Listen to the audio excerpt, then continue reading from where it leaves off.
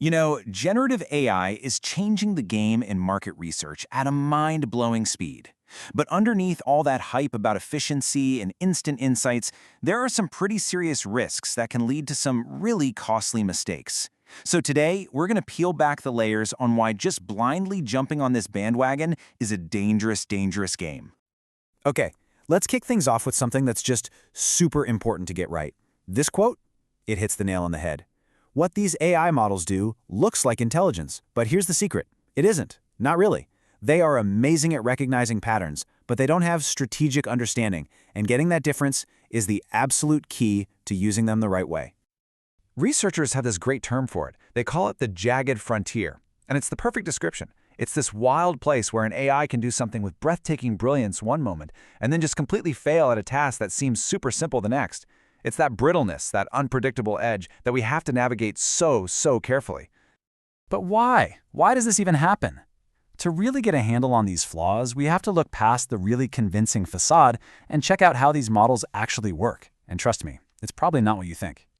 So here's the absolute key takeaway. A GenAI model isn't a brain. It's not a knowledge engine. It's a probabilistic next token predictor. That's a fancy way of saying it doesn't know anything. It's just really good at guessing the next word. It knows that after reading billions of sentences, the word Paris is the most statistically likely word to follow the capital of France is. It's a subtle difference, but it's a profound one. It's built for fluency, not for truth. And this is what's so fascinating, because this slide breaks down all those core problems. Because it's a probabilistic engine, it will always pick a well-written lie over a clunky truth. Its training data? That's just a snapshot of the past, filled with all the junk and misinformation from the internet. It can't understand cause and effect, only that two things often appear together. And finally, it's designed to please you, which means it will often just make something up, a hallucination, just to give you an answer.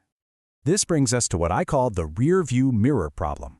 Since AI is trained on data from the past, it's amazing at spotting old trends. But asking it to predict the future? That's like trying to drive a car forward by only looking in the rearview mirror. It is completely clueless when it comes to new market shifts or those big black swan events that are totally outside of what it's been trained on. And that leads us straight into one of the most talked about and, frankly, one of the most dangerous problems with generative AI, the hallucination. So what happens when this super fluent, super convincing AI just makes stuff up? Well, you get the hallucination paradox. The AI isn't just wrong, it's confidently, persuasively wrong. It spits out false, totally fabricated information, but it presents it with the same authority as a proven fact. That makes these errors incredibly hard to spot unless you're an expert.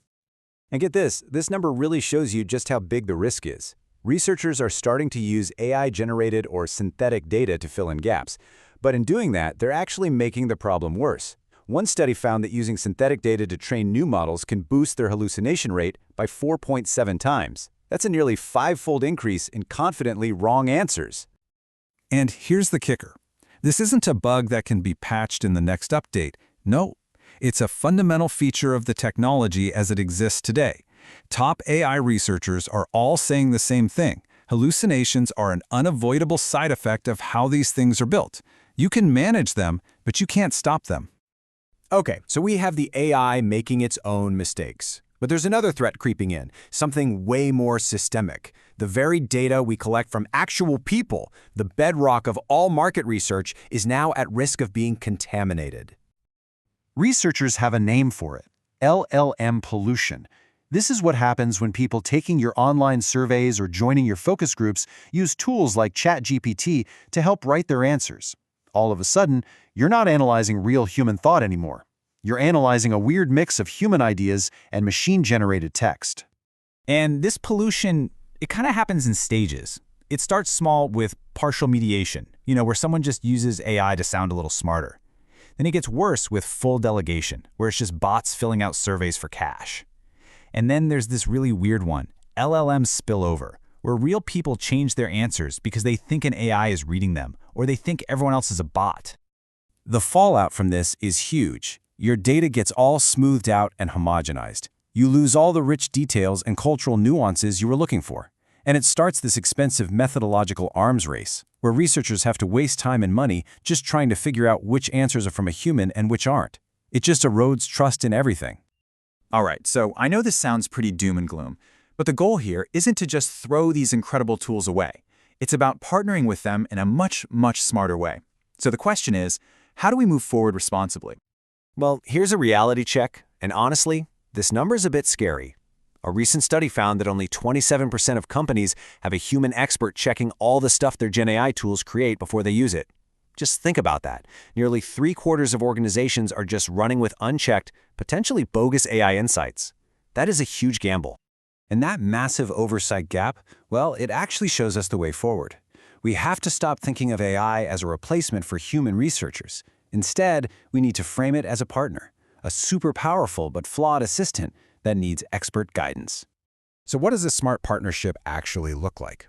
Well, first, you absolutely must have a human expert in the loop to double-check and challenge everything the AI spits out.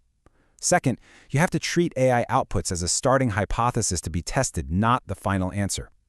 Third, always remember what it can't do. It doesn't get context or causation. And last but not least, remember the golden rule: garbage in, garbage out. The quality of your insight is only as good as the quality of your prompt. At the end of the day, it all boils down to this one question.